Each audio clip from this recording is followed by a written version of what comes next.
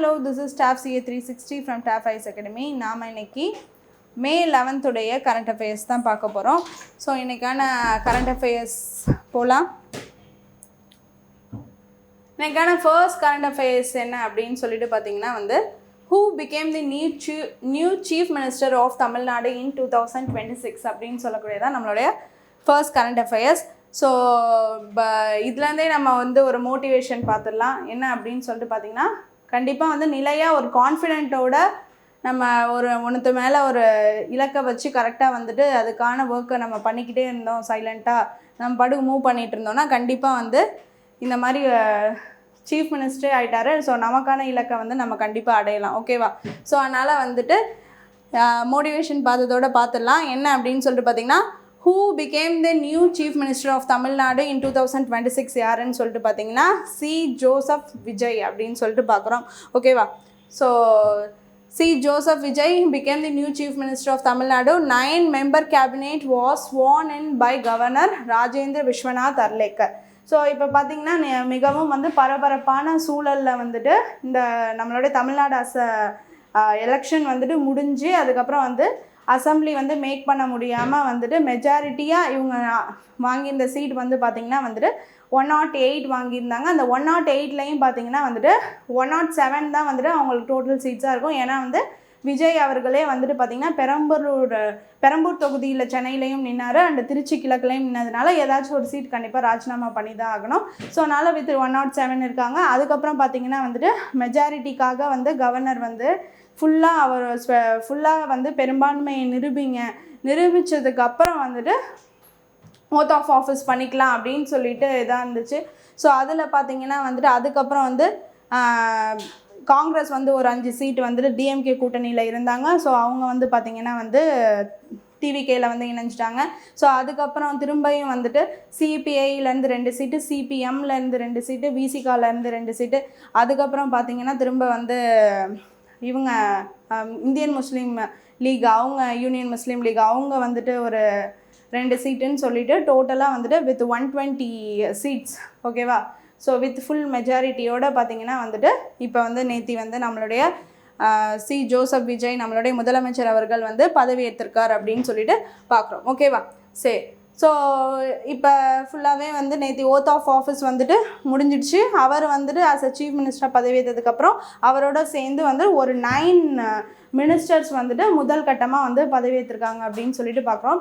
So இப்போ பார்த்திங்கன்னா வந்துட்டு மே 10க்குள்ளெல்லாம் வந்துட்டு நம்ம சீஃப் மினிஸ்டராக வந்துட்டு இவரை போடணும், அப்படி இல்லைனா 356 படி வந்து பிரசிடென்ட் ரூல் வந்துடும் அப்படிங்கிற அளவில் இருந்துச்சு.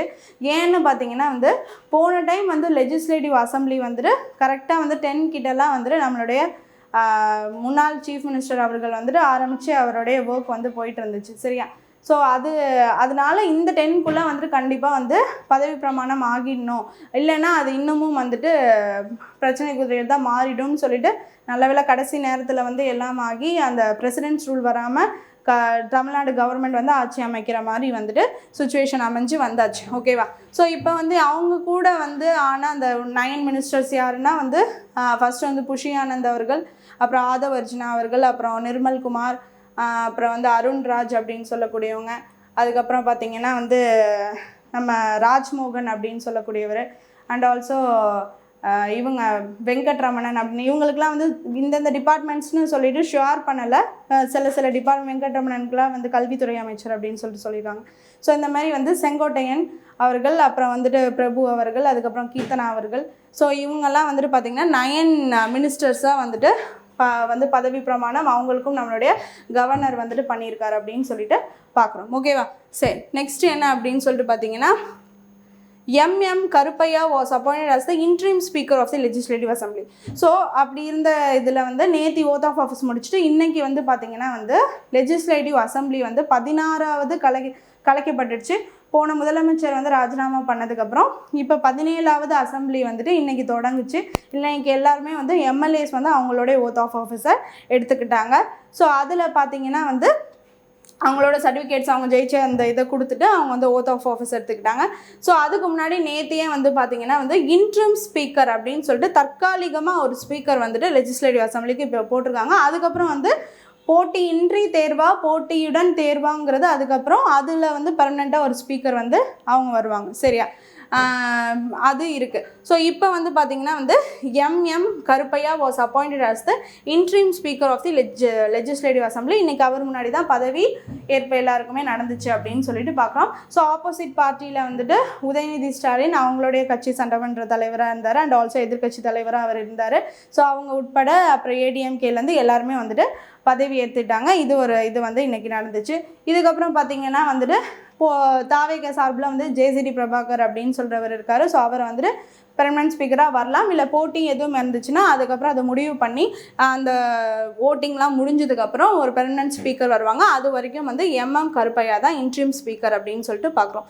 ஓகேவா? Next P Senthilkumar, peoples welfare and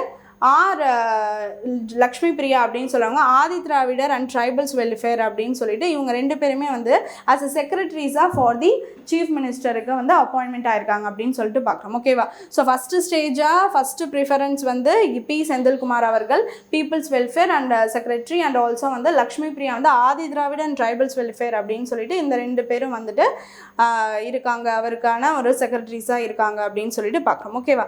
so next என்ன அப்படின்னு பார்த்தீங்கன்னா, Vijay resigned from his position as the MLA of the Trichy east constituency. So Trichy east constituency ஏதாச்சும் ஒன்று கண்டிப்பாக ராஜினாமா பண்ணணும்ல. ஸோ அதை வந்து பண்ணிவிட்டு அதில் இப்போ வேறு ஒருத்தவங்க எலெக்ஷனுக்கு நிற்பாங்க. ஓகேவா? ஸோ அப்படி இருக்கப்போ வந்துட்டு திருச்சி ஈஸ்ட்டை வந்து நம்மளுடைய முதலமைச்சர் அவர்கள் வந்துட்டு பார்த்திங்கன்னா வந்து அதை ராஜினாமா பண்ணிட்டார் அப்படின்னு சொல்லிட்டு பார்க்குறோம். ஓகேவா? சரி, நெக்ஸ்ட்டு இப்போ முதலமைச்சராக பதவி ஏற்றதுக்கப்புறம் முதலாக வந்து போட்ட ஒரு 3 வந்து சிக்னேச்சர்ஸ் அண்ட் ஸ்கீம்ஸ் என்ன கொண்டு வந்திருக்காரு அப்படின்னு சொல்லிட்டு பார்த்தீங்கன்னா வந்துட்டு ஒரு new scheme was announced to provide 500 units. So இப்போ இருந்தே பார்த்தீங்கன்னா இப்போ நியூ கவர்மெண்ட் ஸ்டார்ட் ஆகிடுச்சு. இனிமே வந்து இந்த கவர்மெண்ட் என்னெல்லாம் ஸ்கீம்ஸ் கொண்டு வருதோ அதுதான் நம்மளுடைய டிஎன்பிஎஸ்சி எக்ஸாமில் கேட்கப்படும். ஸோ பழைய ஸ்கீம்ஸ் பழைய கவர்மெண்ட்டோடது எதாக இருந்தாலும் இப்போ ஃபாலோ அப் பண்ணாலும் அதையும் நம்ம நோட் பண்ணிக்கணும். இப்போ இருந்து ஃப்ரெஷ்ஷாக நம்ம வந்து இந்த ஸ்கீம்ஸ் எல்லாம் நோட் பண்ணிக்கிட்டே வரலாம். கண்டிப்பாக நம்ம இப்போ இருந்தே ஆர்வத்தோடு நம்ம எல்லாருமே நோட் பண்ணும் போது என்னென்ன புதுசாக பண்ணுறாங்க அப்படிங்கிறத நம்ம நோட் பண்ணிட்டே வரும்போது எக்ஸாம் பர்பஸில் நம்மளுக்கு இன்னமும் வந்துட்டு ஈஸியாக இருக்கும். ஓகேவா? ஸோ நான் பாருங்கள் என்னென்னா நேற்று வந்து 3 இதுக்கு சைன் போட்டிருக்காரு. என்ன அப்படின்னு பார்த்தீங்கன்னா 500 units of free electricity for 2 months and 200 units of free electricity. So என்ன அப்படின்னு சொல்லிட்டு பார்த்தீங்கன்னா 500 சாரி இந்த லைனில் இது இருக்குது என்னென்னு பார்த்தீங்கன்னா நான் கிளியராக சொல்கிறேன். இப்போ வந்து 2 months வரைக்கும் வந்துட்டு 500 யூனிட்ஸ் ஆஃப் எலக்ட்ரிசிட்டி தான் ஒரு குடும்பம் வந்து யூஸ் பண்ணியிருக்காங்க அப்படின்னா அவங்களுக்கு வந்துட்டு 200 யூனிட்ஸ் வரைக்கும் ஃப்ரீ அப்படின்னு சொல்லியிருக்காங்க. ஓகேவா? இப்போ 500க்கு மேலே எக்ஸிட் போகிறவங்களுக்கு என்ன அப்படின்னு கேட்டால் எப்போதும் போல் 100 யூனிட் ஃப்ரீ. ஓகேவா? ஸோ இது என்னென்னா 500 யூனிட்ஸ் 2 மாதத்தில் 500 யூனிட்ஸ்குள்ளே தான் ஒருத்தவங்க வந்துட்டு செலவு பண்ணியிருக்காங்க அவங்க எலக்ட்ரிசிட்டி அப்படின்னு சொல்லும் போது அவங்களுக்கு ஃபஸ்ட்டு 200 யூனிட்ஸ் ஃப்ரீ அப்படின்னு சொல்லக்கூடியது ஃபஸ்ட்டு ஸ்கீம் அப்படின்னு சொல்லிட்டு பார்க்குறோம். ஸோ நெக்ஸ்ட் இதை வந்து இப்போதைக்கு சொல்லியிருக்காரு. இதுக்கப்புறம் என்ன சேஞ்சஸ் வருதோ அது அதுக்கப்புறம். ஓகேவா? ஸோ நெக்ஸ்ட் இப்போ என்னென்னா a special women's protection force named Singappen special rapid force will be formed அப்படின்னு சொல்லிட்டு பார்க்குறோம். சரியா?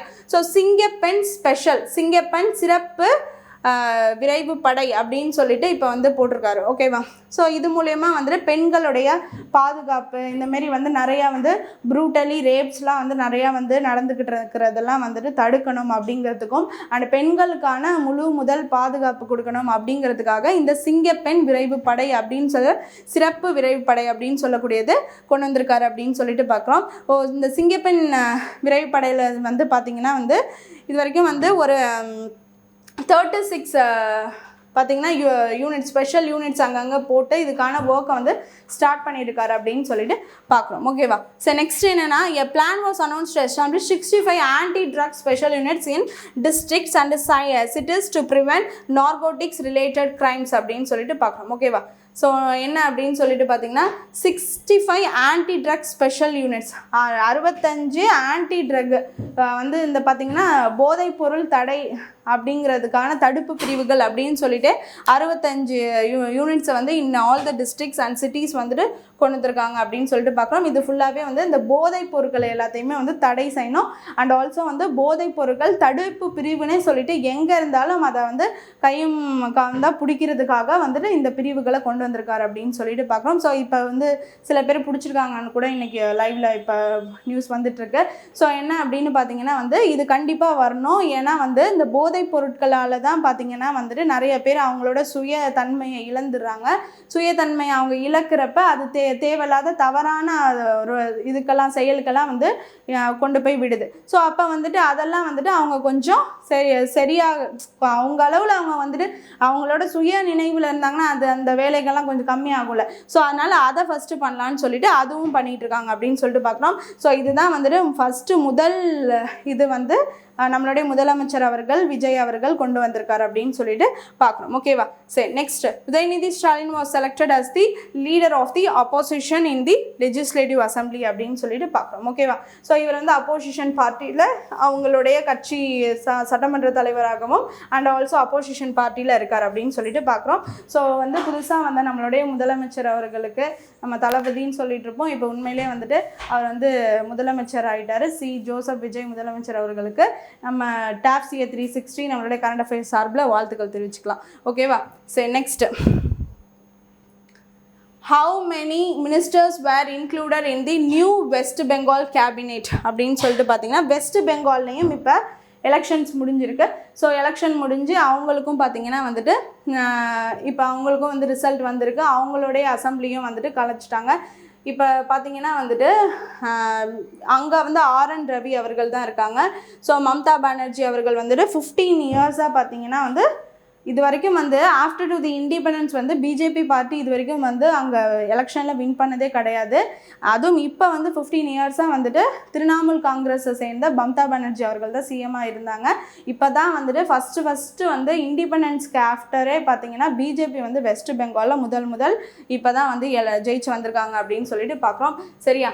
ஸோ இப்போ என்னென்னா how many ministers were included in the new West Bengal cabinet அப்படின்னு சொல்லிட்டு பார்த்தீங்கன்னா 5 மினிஸ்டர்ஸ் இப்போ இன்க்ளூட் ஆயிருக்காங்க அப்படின்னு சொல்லிட்டு பார்க்குறோம். அண்ட் சீஃப் மினிஸ்டர் யார் அப்படின்னு சொல்லிட்டு பார்த்தீங்கன்னா வந்து சுவேந்து அதிகாரி அப்படின்னு சொல்லக்கூடியதான் சீஃப் மினிஸ்டர் வர போகிறாரு. அண்ட் RN ரவி கீழே இவர் ஓத் ஆஃப் ஆஃபீஸ் எடுக்க போகிறாங்க அப்படின்னு சொல்லிட்டு பார்க்குறோம். ஓகேவா? சரி, next for the first time after independence a new political party administration was formed in the West Bengal அப்படின்னு சொல்லிட்டு பார்த்தீங்கன்னா இந்த பிஜேபி பார்ட்டி தான் இப்போ வந்திருக்கு அப்படின்னு சொல்லிட்டு பார்க்குறோம். ஓகேவா? Next a former 1990 batch IAS officer were appointed as the new advisor to the chief minister Subhadra Gupta. ஓகேவா? ஸோ வந்து பார்த்தீங்கன்னா நியூ அட்வைசர். ஓகேவா? 1990 ஐஏஎஸ் பேட்சோட சுப்த்ரா குப்தா அப்படின்னு சொல்லக்கூடியவர் வந்துட்டு பார்த்தீங்கன்னா வந்துட்டு அட்வைசராக வந்திருக்காரு அப்படின்னு சொல்லிட்டு பார்க்குறோம். ஓகேவா? சரி, next who was appointed as the new chief of the defense staff of India. So இப்போ டிஃபென்ஸ் ஸ்டாஃப் அப்படின்னு சொல்லிட்டு பார்த்தீங்கன்னா வந்துட்டு நார்மலாக இப்போ மிலிட்ரிக்கு மட்டும் ஒரு ஹையர் ஸ்டாஃப் இருப்பார். சரியா? அண்ட் ஆல்சோ வந்துட்டு இப்போ வந்து ஏர்ஃபோர்ஸ்க்கு மட்டும் ஒருத்தர் இருப்பார், இதுக்கு மட்டும் வந்துட்டு ஒருத்தர் இருப்பார், யார் நேவிக்கு மட்டும் ஒருத்தவங்க இருப்பாங்க. ஸோ இப்போ வந்து இப்போ ஏர்ஃபோர்ஸ் ஆர்மி ஸ்டாஃப் அப்படின்னு பார்த்தோம்னா இப்போ யார் அந்த ஆர்மிக்கு ஹெட்டாக இருக்கவங்க பார்த்தோன்னா உபேந்திரா இருக்கார். ஓகேவா? ஸோ உபேந்திரா திவிவேதி அப்படின்னு சொல்கிறவர் இருக்கார். சரியா? ஸோ அந்த மாதிரி அது இல்லாமல் இந்த 3 படைகளுக்குமே வந்துட்டு தளபதியாக 3 படைகளுக்குமே வந்து பார்த்திங்கன்னா வந்துட்டு ஒரு ஹெட்டாக வந்துட்டு chief of the defence staff அப்படின்னு சொல்லிட்டு ஒருத்தவங்க அப்பாயின்மெண்ட் பண்ணுவாங்களா. அதில் ஃபஸ்ட்டு யார் இருந்தான்னா பிபின் ராவத் தான் இருந்தார் அப்படின்னு சொல்லிட்டு பார்க்குறோம். அவர் தான் ஹெலிகாப்டர் கிராஷில் வந்து இறந்துட்டார். ஆஃப்டர் டு தட் பார்த்தீங்கன்னா யார் இருந்தா அப்படின்னு சொல்லிட்டு பார்த்தீங்கன்னா அனில் சௌஹான் இருந்தார். ஸோ இப்போ யார் வந்திருக்கா அப்படின்னு சொல்லிட்டு பார்த்தீங்கன்னா வந்துட்டு ராஜா சுப்ரமணி அப்படின்னு சொல்லக்கூடியது தான் வந்திருக்காரு. NS ராஜா சுப்ரமணி. ஓகேவா? So new chief of the defence staff of India. ஓகேவா? இப்போ முப்படைகளுக்கும் தளபதி அப்படின்னு சொல்லக்கூடியதை இப்போ தான் வந்து ரீசெண்டாக கொண்டு வந்தது. ஓகேவா? ஸோ பிபின் ராவத் இந்த டயத்தில் இருந்தால் இப்போ ரீசெண்டாக வந்து அந்த இதே கொண்டு வந்தது. ஸோ அவங்களுக்கு மேலே யார், அவங்களுக்கே ஆர்டர் போடுறவங்க சுப்ரீம் கமாண்டர் பிரசிடெண்ட் அப்படின்னு சொல்லிட்டு பார்க்குறோம். அவங்களுக்கு கீழே தான் இந்த 3 இதுவும் வருது. இதுக்கு கீழே தான் பார்த்தீங்கன்னா இவர் வந்து டிஃபென்ஸ் ஸ்டாஃப் கீழே தான் ஒவ்வொன்றுத்துக்குமான தலைவர்கள் இருப்பாங்க அப்படின்னு சொல்லிட்டு பார்க்குறோம். ஓகேவா?